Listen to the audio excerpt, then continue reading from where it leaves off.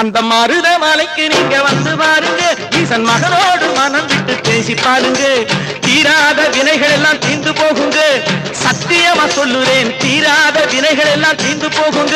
அது தீராவிட்டால் வந்து என்னை கேளுங்க, அது தீராவிட்டால் வந்து என்னை கேளுங்க. மருத மலைக்கு நீங்க வந்து பாருங்க.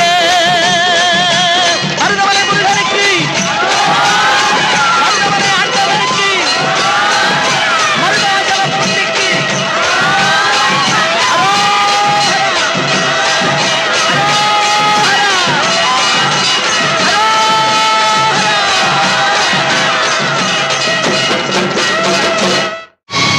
கண்டுகொண்டேன், வந்தது யார் என்று கண்டுகொண்டேன்.